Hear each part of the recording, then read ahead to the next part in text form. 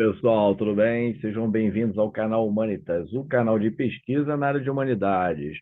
Eu sou o professor Cristiano Mello e falo aqui com vocês. Se você é novo aqui no canal, seja bem-vindo. Ative as notificações e aproveite para dar o seu joinha no final do vídeo. Assim você demonstra que está gostando dos conteúdos aqui produzidos. E também compartilhe o conteúdo com os colegas e os familiares. No vídeo de hoje, eu pretendo falar sobre as 5 características da neutralidade científica, ou seja, da forma que nós esboçamos o nosso pensamento no texto acadêmico. A palavra neutralidade significa que você deve ser isento, ou seja, não carregar julgamento de valor durante a escrita do texto científico, lendo os textos acadêmicos de forma imparcial, de forma objetiva, pragmática e positiva. É sempre importante pensarmos que a neutralidade ela deve ser praticada, mas muito tem se falado que a neutralidade é um mito. Eu vou deixar alguns textos acadêmicos que você possa ler e tirar as suas conclusões. Foi com base nos textos aqui selecionados que eu montei o roteiro aqui do conteúdo. E antes de abordarmos o assunto, cabe lembrar que o portal científico Café das Humanidades oferece uma grade de cursos voltados à capacitação acadêmica. Eu vou deixar o link do portal para que você possa ter acesso. Ao adquirir um dos cursos ou serviços do portal, você ajuda no financiamento do canal Humanitas. Bom, sem mais delongas, vamos falar um pouquinho agora sobre a neutralidade, as 5 características. A primeira delas é a famosa impessoalidade. Significa que as conclusões das produções acadêmicas não devem depender das suas preferências pessoais, da identidade ou dos interesses pessoais do próprio pesquisador. Nós, pesquisadores acadêmicos, dentro aí da nossa área, do nosso métier, devemos saber que eu não posso julgar um texto científico lido pelo meu critério de gosto, pelo meu critério de valor, pelo meu critério subjetivo. Nós devemos manter a imparcialidade, a impessoalidade. E como isso pode se manifestar na prática? Utilizando protocolos padronizados, revisão por pares, que são realizadas pelos pareceristas e articulistas das revistas acadêmicas espalhadas pelos diferentes rincões do Brasil. Eles vão ler os textos e vão também tirar algumas conclusões imparciais se aquele texto acadêmico deve ou não ser aprovado na própria revista científica. Cabe lembrar que existem revistas acadêmicas que o critério aí de aprovação é sempre mais rígido, sempre muito bem documentado, bem analisado, e às vezes demora meses para esse mesmo artigo ser aprovado. Então, a revisão por pares é um critério da própria impessoalidade. E a própria impessoalidade também se manifesta pela separação dos dados e das interpretações subjetivas e pessoais. Aqui eu trago um depoimento pessoal. Quando eu escrevi um artigo acerca da manifestação, da motivação dos leitores acerca da leitura de romances históricos, eu apliquei alguns questionários num evento chamado, intitulado Os Mestres da Narrativa Histórica Brasileira, que foi um evento promovido pela Federal de Santa Catarina por volta de 2014. No mesmo evento, nós, após as palestras com os pesquisadores convidados, nós diagnosticamos aí, por meio de alguns questionários objetivos, qual era a motivação do público leitor quando esse mesmo público lê romances históricos? Ou seja, será que é pela capa? Será que é pelo conteúdo? Será que é pelo evento histórico? Então, esse tipo de dado, esse tipo de amostragem é relevante para que você possa comprovar a impessoalidade, se afastando das questões subjetivas e pessoais. A segunda característica da neutralidade seria a objetividade, conforme já mencionamos um pouco. O critério da objetividade é observado pelas evidências que são observadas pelo cientista ou pelo pesquisador, são mensuráveis e verificáveis, ou seja, elas podem também ser aplicadas posteriormente por outros pesquisadores. Certamente, quando você observa um fenômeno científico, você vai evitar o julgamento subjetivo, o achismo ou a própria vontade de se manter aí próximo ao objeto que você vem se dedicando e pesquisando. É muito comum que quando nós estamos pesquisando um objeto dentro aí do seu métier, da sua especialidade, você acaba se apaixonando por esse objeto, por uma obra, por um fenômeno, ou por um questionário ou uma entrevista, ou até mesmo um autor de textos literários. Isso é muito comum no campo das letras.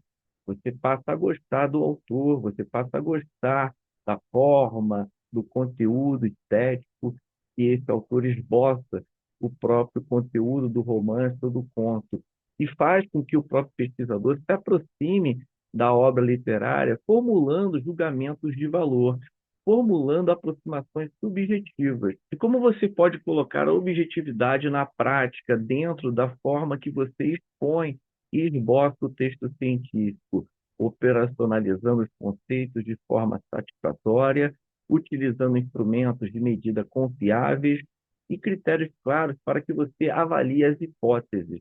Eu vou deixar um livro importante para que você possa estudar um pouco sobre as formulações das hipóteses aplicadas aos textos científicos. Este livro é fundamental que você leia e tire algumas conclusões. A terceira característica da neutralidade é a reprodutibilidade. Significa que outros pesquisadores e cientistas, eles vão ler os textos acadêmicos de outros pesquisadores e vão replicar outros estudos e obter resultados semelhantes usando os mesmos métodos aplicados. Por isso é importante que você também delineie a metodologia que você busca atrair, busca comprovar, busca sondar por meio da própria aplicação dessa metodologia, seja ela uma metodologia bibliográfica, sendo que esta será replicada por outros pesquisadores.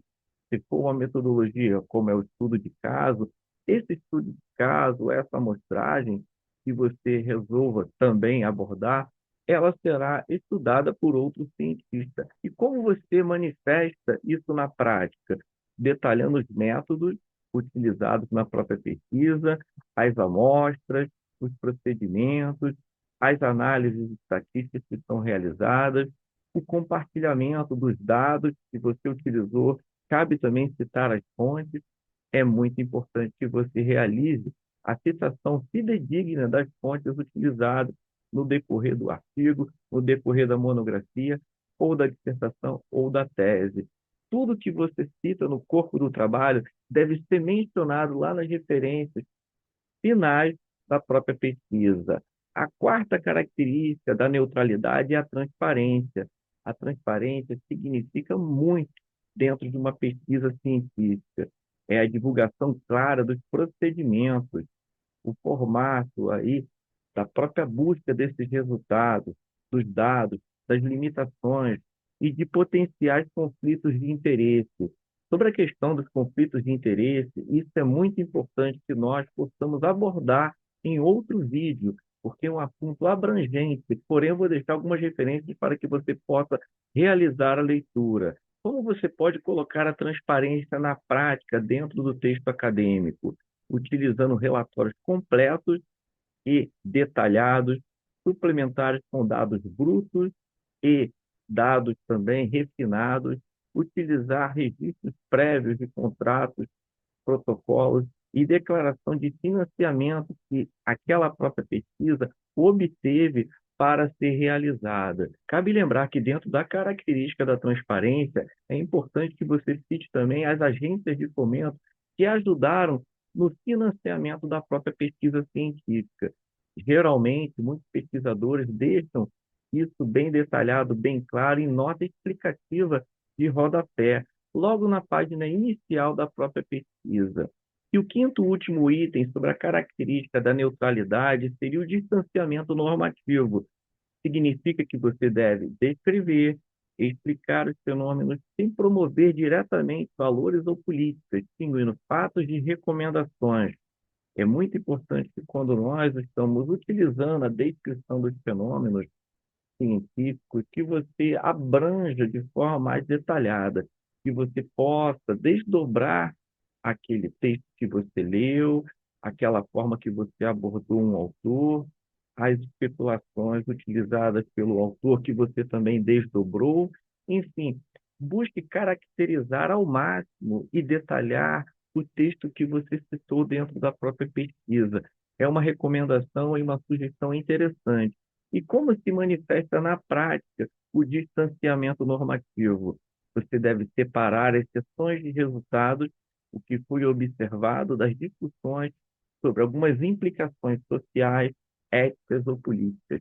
Geralmente, essa característica aparece no final, nas considerações finais, lá na parte que você vai concluir o próprio texto acadêmico, vai responder à pergunta de pesquisa, vai trazer um equilíbrio acerca das formulações que você dissertou ao longo do próprio texto acadêmico. Nas considerações finais, você também vai fazer um apanhado, sejam os argumentos centrais utilizados, junto com os argumentos secundários, conjugando esses dois fatores, desdobrando e explicando com as suas palavras, e possivelmente deixando outras lacunas e outras interrogações para que outros pesquisadores possam responder. Cabe lembrar que uma pesquisa científica nem sempre é algo fechado e hermético.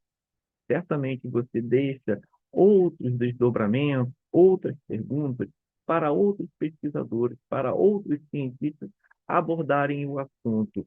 Bom, por meio dessas 5 características sobre a neutralidade, eu quis aqui abordar um assunto tão importante na prática da pesquisa acadêmica. Se você gostou do conteúdo, aproveite para comentar no final do vídeo e participar do debate. Sua participação é importante para que nós possamos alimentar o nosso raciocínio. Bons estudos, boas leituras, um abraço e até logo.